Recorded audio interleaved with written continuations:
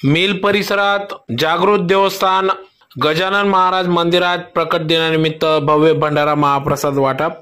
Mill परिसरातील जागृत देवस्थान शेगाव निवासी गजानन महाराज यांच्या प्रकट दिनानिमित्त आज शहरात विविध धार्मिक कार्यक्रमांचे आयोजन करण्यात आले होते।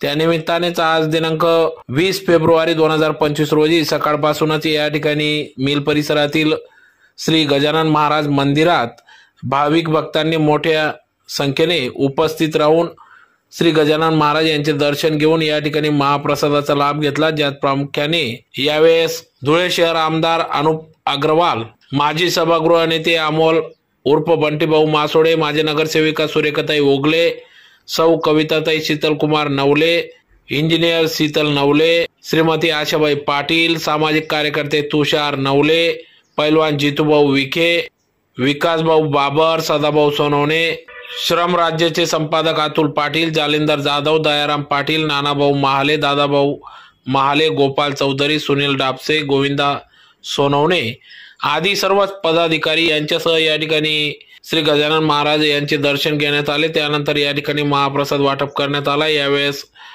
बेसन, भाकर, चटणी, लाडू, मसाले भात या ठिकाणी प्रसाद म्हणून भाविकांना देण्यात आले। तर मोठ्या संख्येने भाविकांनी या ठिकाणी श्री गजानन महाराज यांचे दर्शन घेऊन या महाप्रसादाचा देखील लाभ घेतला। माझं नाव दयाराम मारू पाटील। आम्ही श्री गजानन महाराज मंदिराचे सेवेकरी आहोत। आमचे मंदिर 17 वर्षापासून इथं स्थापन झालंय।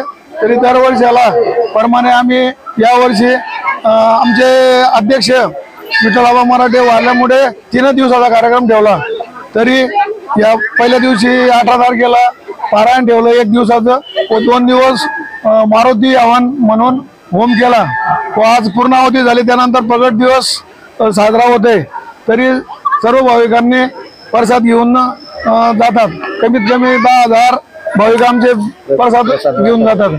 तरी या वर्षाला संध्याकाळी कीर्तनाचा कार्यक्रम आहे। तरी तो कीर्तनाचाही सर्वांनी लाभ घ्यावा ही विनंती।